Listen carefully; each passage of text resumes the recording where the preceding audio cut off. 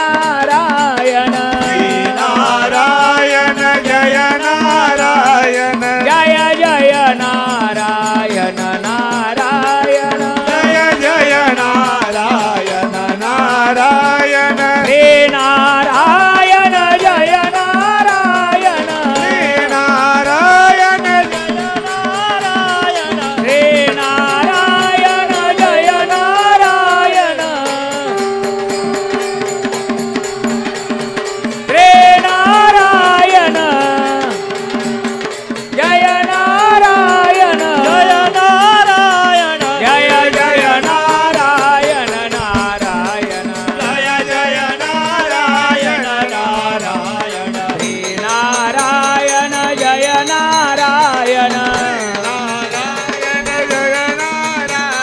जय जय नारायण नारायण जय जय नारायण नारायण हे नारायण जय नारायण हे नारायण जय नारायण हे नारायण जय नारायण हे नारायण जय नारायण हे नारायण हे नारायण जय नारायण जय नारायण जय जय नारायण नारायण जय जय नारायण नारायण हे नारायण जय नारायण हे नारायण जय नारायण जय जय नारायण नारायण जय जय नारायण नारायण दिगंबरा दिगंबरा श्रीपद वल्लभ दिगंबरा दिगंबरा दिगंबरा श्रीपाद वल्लभ दिगंबरा दिगंबरा दिगंबरा श्रीपद वल्लभ दिगंबरा दिगंबरा दिगंबरा श्रीपाद वल्लभ दिगंबरा श्रीपद वल्लभ दिगंबरा श्रीपाद वल्लभ दिगंबरा श्रीपद वल्लभ दिगंबरा श्रीपाद वल्लभ दिगंबरा दिगंबरा दिगंबरा श्रीपद वल्लभ दिगंबरा दिगंबरा दिगंबरा श्रीपाद वल्लभ दिगंबरा दिगंबरा दिगंबरा श्रीपद वल्लभ दिगंबरा दिगंबरा दिगंबरा श्रीपाद वल्लभ दिगंबरा श्रीपद वल्लभ दिगंबरा श्रीपाद वल्लभ दिगंबरा श्रीपद वल्लभ दिगंबरा श्रीपाद वल्लभ दिगंबरा दिगंबरा दिगंबरा श्रीपद वल्लभ दिगंबरा दिगंबरा दिगंबरा श्रीपाद वल्लभ दिगंबरा दिगंबरा दिगंबरा श्रीपद वल्लभ दिगंबरा दिगंबरा दिगंबरा श्रीपाद वल्लभ दिगंबरा श्रीपद वल्लभ दिगंबरा श्रीपाद वल्लभ दिगंबरा श्रीपद वल्लभ दिगंबरा श्रीपाद वल्लभ दिगंबरा दिगंबरा दिगंबरा श्रीपद वल्लभ दिगंबरा दिगंबरा दिगंबरा श्रीपाद वल्लभ दिगंबरा दिगंबरा दिगंबरा श्रीपद वल्लभ दिगंबरा दिगंबरा दिगंबरा श्रीपाद वल्लभ दिगंबरा श्रीपद वल्लभ दिगंबरा श्रीपाद वल्लभ दिगंबरा श्रीपद वल्लभ दिगंबरा श्रीपाद वल्लभ दिगंबरा दिगंबरा दिगंबरा श्रीपद वल्लभ दिगंबरा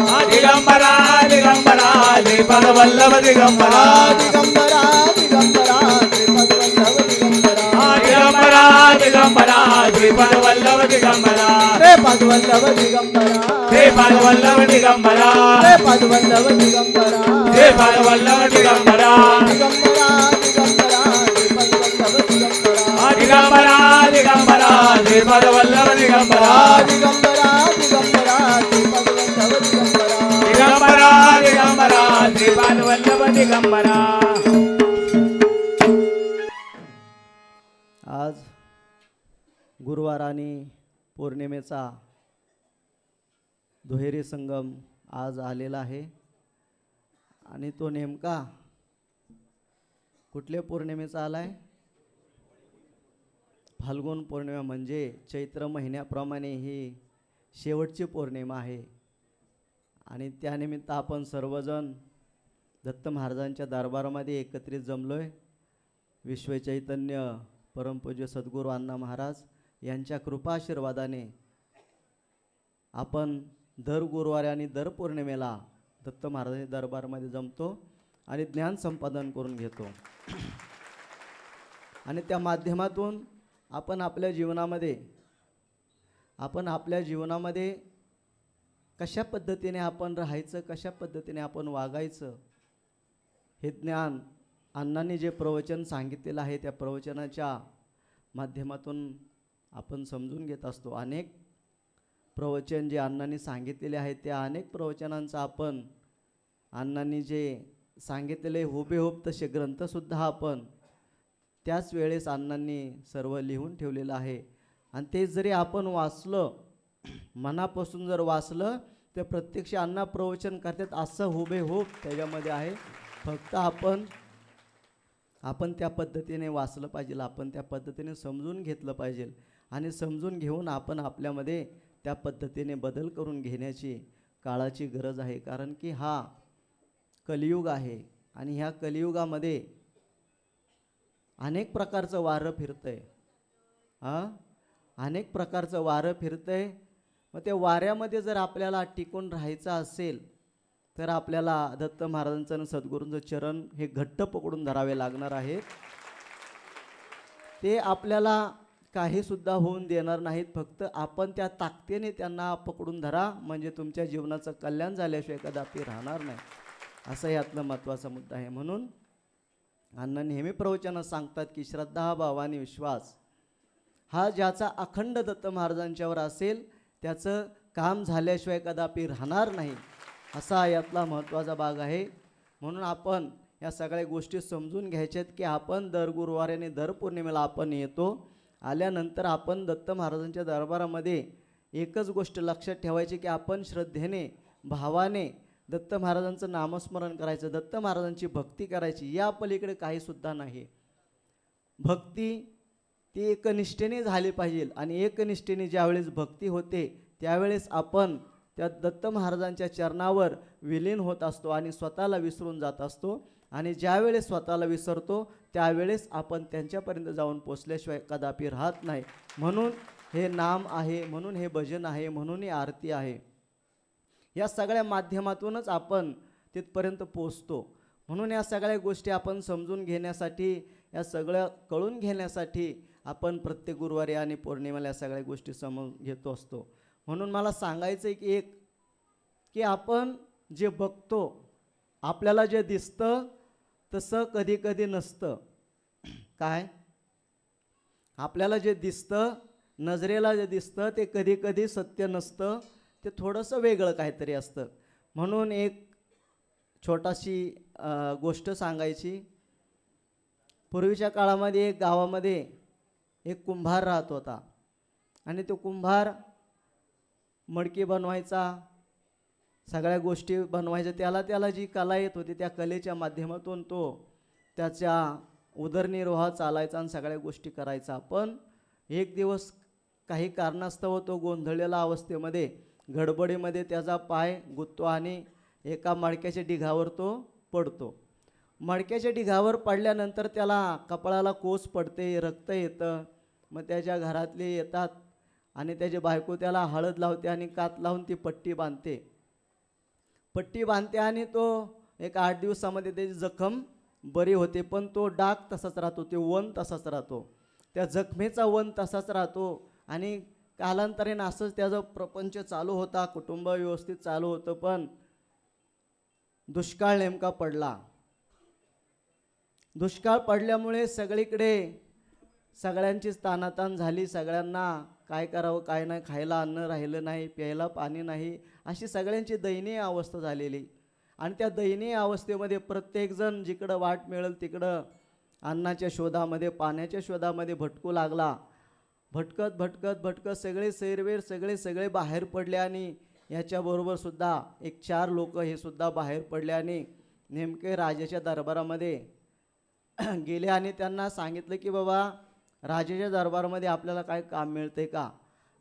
या शोधासाठी गेले आणि मंत्र्यांनी त्यांची सगळ्यांची तपासणी केली आणि सगळ्यांना घेतलं आणि नेमकं ह्याच्या कपाळाला कोस पडली होती. म्हणून त्या मंत्र्याला वाटलं की बाबा हा काहीतरी शूरवीर दिसतोय, याने काहीतरी युद्ध वगैरे केलेलं दिसतोय, म्हणून हा जरा व्यवस्थित दिसतोय, म्हणून त्याला पहिल्यांदा घेतलं. अशा अवस्थेमध्ये त्यांना सैन्याच्या मध्ये भरती केले आणि राजा एक दिवस शिकारीसाठी जंगलामध्ये गेला आणि त्याला प्रथम घेतलं की बाबा हा शूरवीर आहे, म्हणून त्याला प्रथम घेतला. आणि राजा शिकारीला गेला आणि शिकारी गेल्यावर शिकाराजवळ आल्यावर हा घाबरायला लागला ना. शिकाराजवळ आल्यावर हा घाबरायला लागला. त्यावेळेस राजा म्हणला की काय रे, तू तर शूरवीर आहेस ना, मग तू असा घाबरतो का? तर तो म्हणतो की मी शूरवीर नाही, हे माझ्या त्या मडक्याला पडलोय त्याच्यामुळे मला जखम झालेली आहे. अशा अवस्थेमध्ये सांगितल्यावर राजासुद्धा मग शांत होतो की बाबा आपण याची पूर्णपणे चौकशी न करता आपण त्याच्यावर विश्वास ठेवला आणि आज आपण फसलो.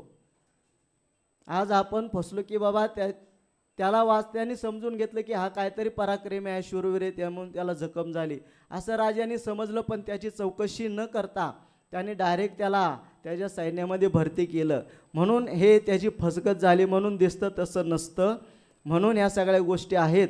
त्याच पद्धतीने त्याच पद्धतीने आपण सुद्धा नारायणपूरला येतो, नामस्मरण करतो, पण ते नेमकं दत्त महाराजांपर्यंत पोचतं का? हा सुद्धा त्या मागचा सवाल कुठेतरी जुळतो ना.